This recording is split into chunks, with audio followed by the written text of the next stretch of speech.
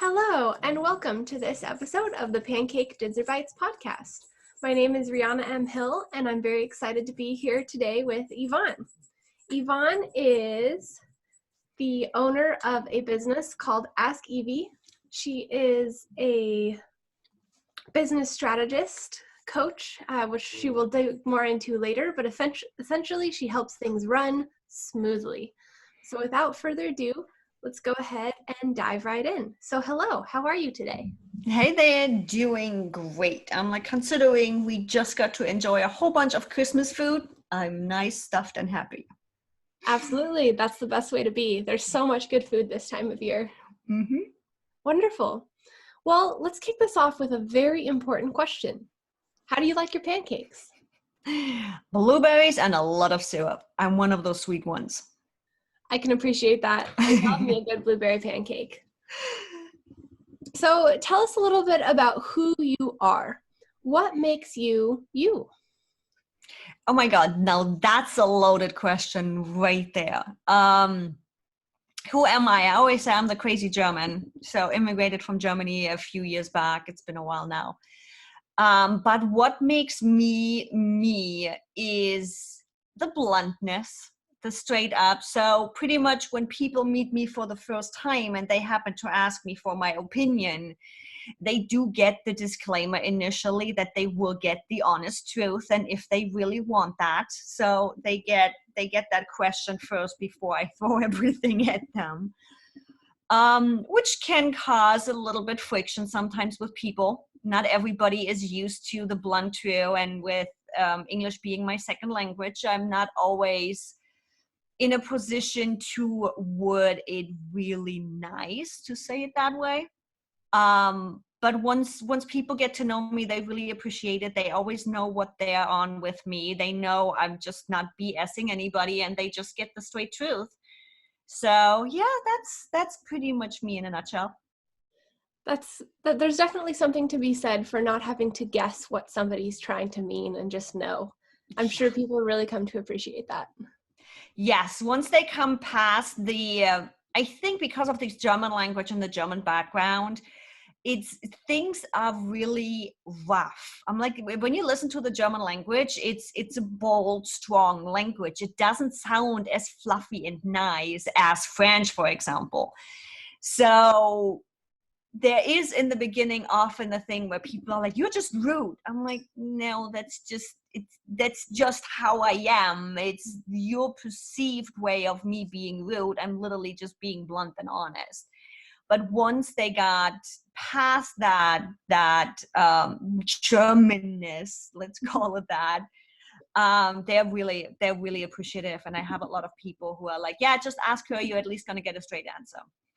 Definitely makes sense. Perfect. Well, please tell us a little bit about your business. So I do business efficiency consulting for digital entrepreneurs. That's pretty much a fancy way of saying I find the bottlenecks in your business and we eliminate them.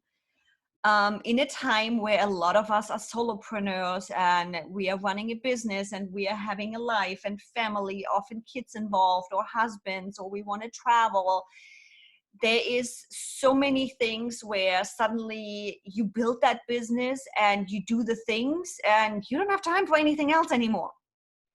And that's usually where, when I get the call of, oh my God, I feel like a hamster in a wheel. What do I do now? And that's where I come in and we streamline the business, we automate the business, and we just have it running smooth and get it to a point where my clients can step away from it. They can take a week vacation or they can 2 weeks vacation. The big goal, which always sounds like we can never do this, is the 4-week vacation, taking a month off without you having to touch your business and it still runs. That is the big goal. It takes time to get there, but it's doable. And my goal with all of this is I always try to be on the positive side of things of, hey, we'll just take a vacation and your business runs and you don't run for your business, but your business runs for you kind of thing. Is in my past, I had to take a 2-year hiatus to take care of my husband when he was going through cancer.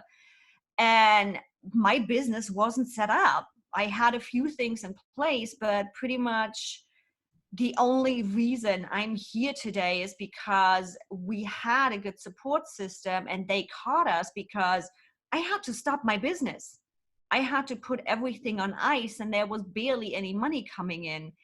And I don't want people to be in that same situation.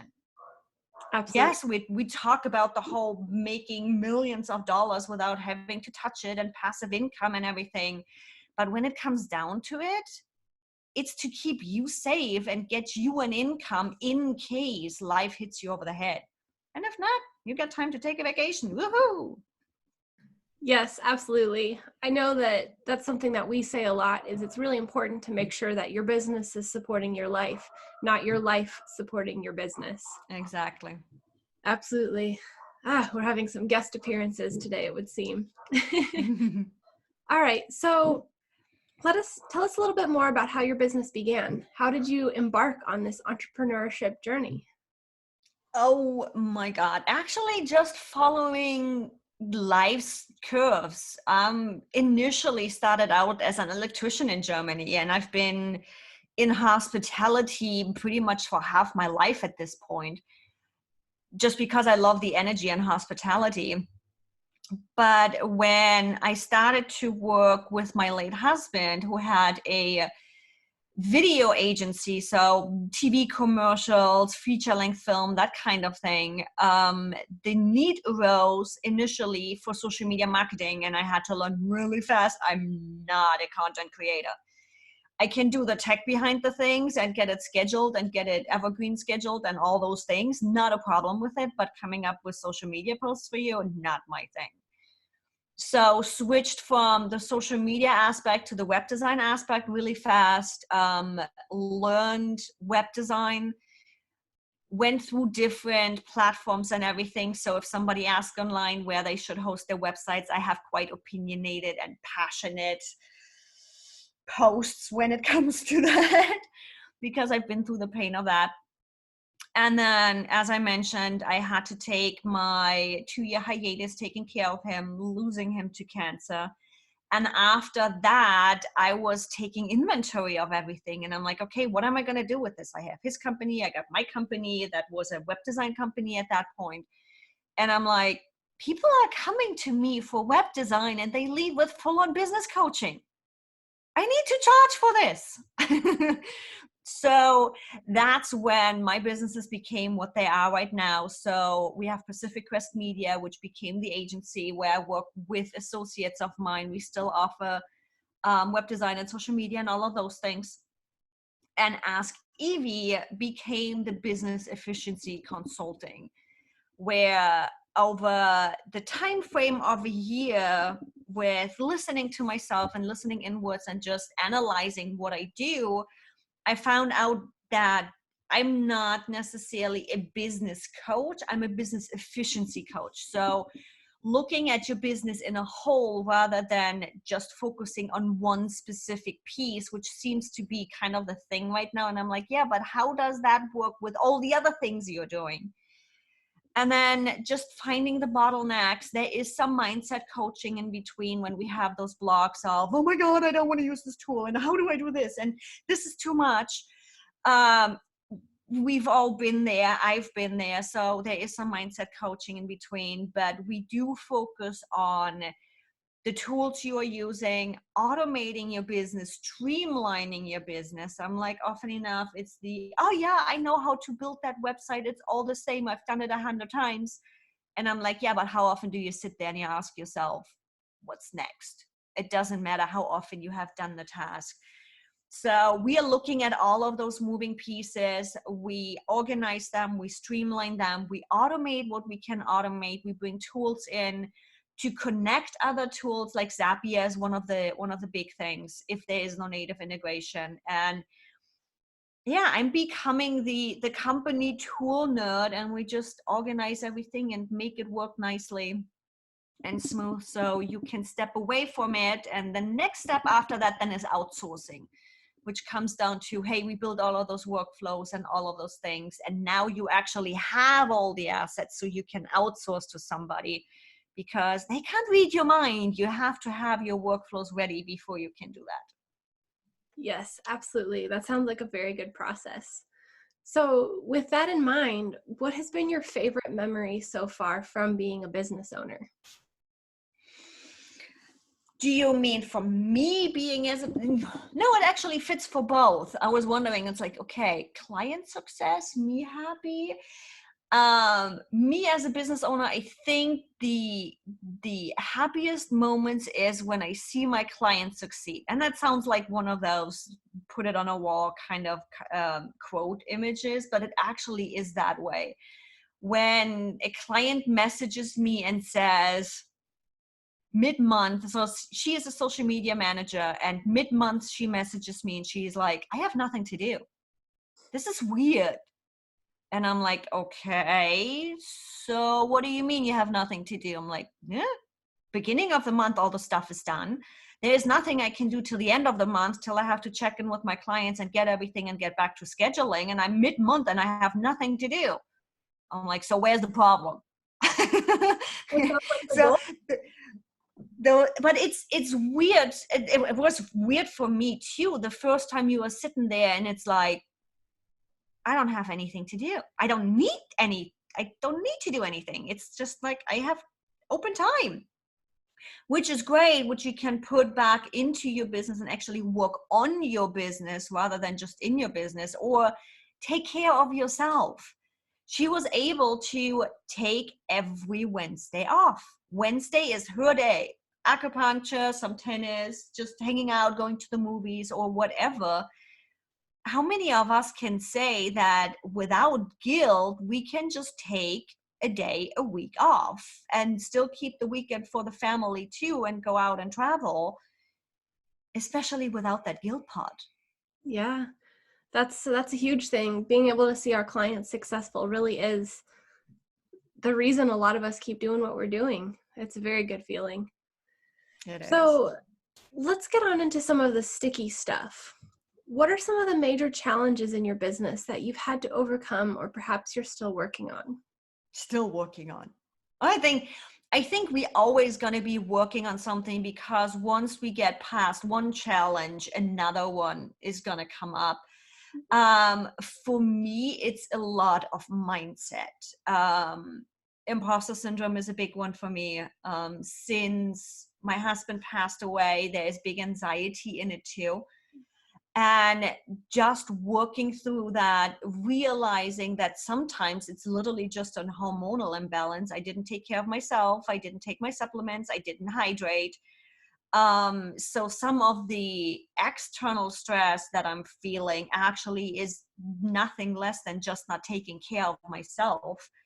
But also the whole imposter syndrome piece that we pretty much all know, where I'm talking myself out of doing things as simple as my YouTube channel is going great. I haven't uploaded anything for 2 months just because there were some big personal things that changed, and it's still growing. There is still people subscribing. I'm still ranking for keywords. I'm still getting inquiries for new clients and all the things. It's doing what it's supposed to do.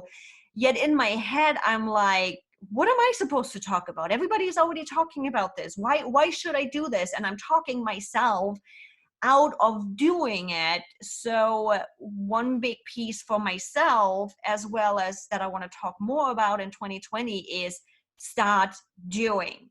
The whole idea of stop freaking just thinking about it.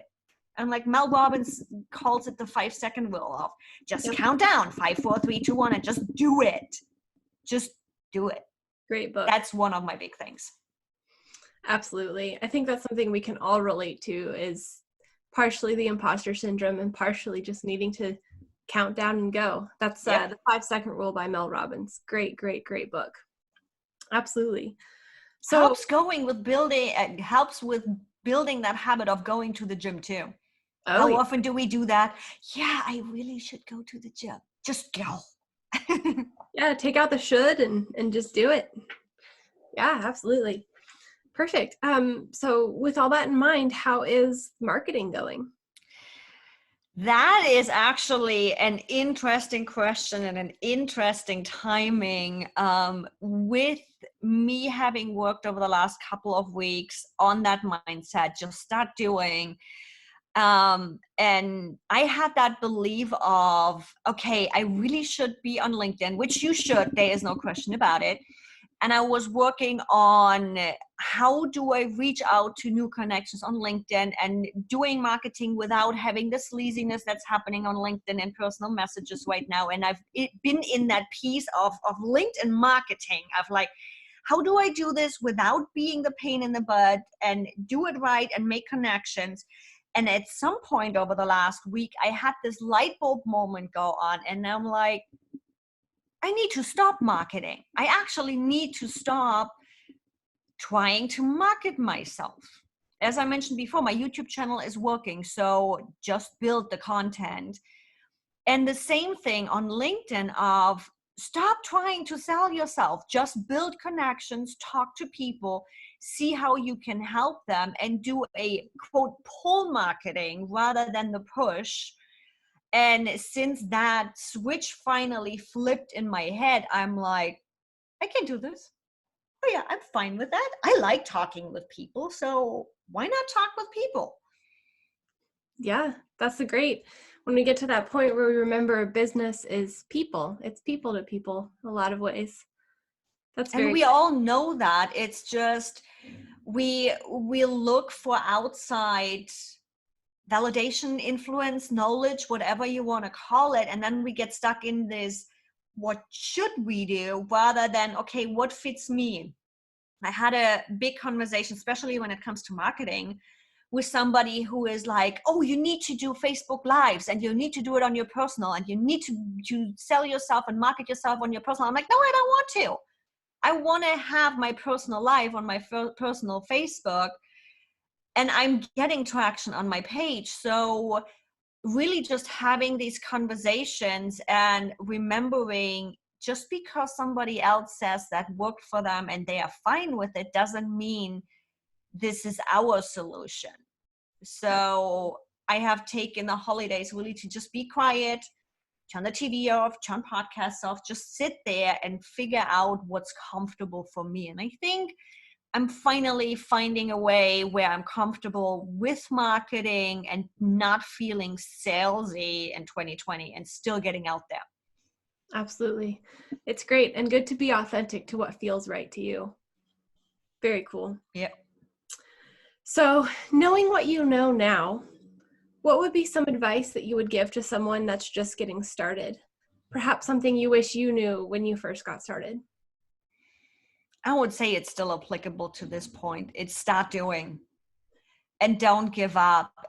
It's so often, especially when we start out as an entrepreneur, we usually, at least that's what I've seen around with my peeps, we usually have people around that often come out of an employee mindset. They had their jobs, they have their securities, they have their 401ks that are fine with getting the fixed paycheck, that I might actually be happy getting the fixed paycheck because they know what's coming in.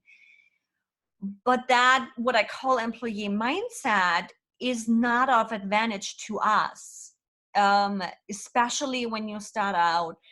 There is times where you're going to be like, holy moly, I'm going to have ramen noodles for the next 3 weeks just to make this work. And suddenly you can go have dinner in the fanciest restaurants every week. And then it's going to go down again. One thing I wish I would have done is implement profit first earlier than I did. Profit first is pretty much the idea of separating your money in envelopes. So, yep, profit first, Mike Michalowicz, love the book. Actually, I didn't read the full book. I read half of the book and then hired an accountant. It's the idea pretty much what our grandma did. For the ones that are listening that don't know profit first, is you separate your money coming in. You have an envelope for your operational expenses, for your owner pay, for your taxes, for your profit, even if it's just a 1% profit. and you separate those monies out, and that allows you to easily see where money is going. Are you charging right? Is enough money there? Do you need to change things? And I'm just now implementing it into my personal too. And it's like, it's those bits and pieces that are suddenly working together when you implement them, between surrounding yourself with entrepreneurial mindset people. That doesn't mean you have to tell your family to go back off. Just don't talk business with them, because their brain is potentially not wired to think like an entrepreneur. They're going to see at you just blowing off steam and bitching about that there's no money in your account as you're going to fail. Doesn't mean you're going to fail. It just means you are in a season that is a little bit more strugglesome than it might be next week. So you need people on your side that can help you through it, no matter if it's mentoring or if it's just letting you vent. So surround yourself with those people. Pay attention to money and don't pay attention to money. Don't overthink it, because when you get into that rut of, oh my God, I have bills due in 2 weeks. Who cares what's happening in 2 weeks? Be financially responsible, pay attention to it, but don't spend your whole day worrying about how to get it done and how to get it paid. And just start doing. Absolutely. You're not going to know what works for you or what doesn't work for you if you don't do it. You can spend years in your head, oh yeah, what if I do this and this and that? And do it. Just do it. Analyze if it works or not. Adjust it if it didn't work, or drop it if you believe it just can't work for you. Yeah, that's great advice. I'd love to reiterate the point you made about talking with your family and the people around you. Is some of them might not have that same entrepreneurial mindset. And so even if you love them and you love their opinion, it might not always be right for you as a beginning business owner. That's great advice that I think a lot of beginning people really would have helped me out in the beginning too. And it's nothing good or bad. Their brain just doesn't work like that. It's not wired in a way where they're like, oh yeah, let's just get self-employed and not make any money for 3 years. That gives them anxiety just even thinking about it. So it's just not helpful for us talking business with them, because they are putting their fears on our back. And if you are not strong enough, which usually you aren't in the beginning, to reflect those, you make those fears your own, and that's not helping. Absolutely. And even the most supportive family members who are encouraging may not always have the best advice either. Sure, that makes sense. So I'd love to know, what inspires you? What helps you be your best self? Aha moments. So there is two sides of this thing. Actually, the reason why Ask Evie is called Ask Evie, because I always want to figure things out. I always research things. How do they work? I fix things up myself. And that feeling of, ooh, I did it again. That is one piece. The other piece is when my clients have that, when they're like, ooh, I just figured it out, I can do it now. Those both is what fuels me. It's like I can run a month on that energy that I get from either way, me figuring something out or a client having one of those aha moments. Yeah, those are the best. Absolutely love that. So is there anything else that you wish I would have asked you today? No, I think you actually got it covered pretty well from beginning to end. I think we got for every listener something in there. I don't think anybody is leaving this episode without having gotten an idea or a little tip or something. Wonderful. No, I think we got it covered pretty good. Absolutely. Wonderful. So Yvonne, tell us a little bit about where people can find you and Ask Evie. So the easiest thing pretty much anywhere, no matter if I'm active or not, is Ask Evie. So Instagram, Facebook, website, it's askyvi.com on the website, and everything else, the handle is Ask Evie too. And the easiest way for me to connect is go jump on a coffee chat. Yes, I do have coffee chats. No, I'm not going to sell you anything. And yes, I love to chat to people, because that's the same kind of feel like the aha moments my clients have. I just love that engagement. I love to see people. And rather than just liking and thumbs up on Facebook, I get to talk to them. I get to meet them. So yeah, just grab a coffee chat. I'd love to talk with anybody. Wonderful. Coffee chats are the best. Well, thank you so, so much for being here today. Greatly appreciate your time and you sharing your expertise here on this podcast. Thanks so much for having me. Wonderful. Well, this has been Yvonne with Ask Evie, and interviewed by me, having the great honor of getting to interview this wonderful person. So thank you so much and have a wonderful rest of your day.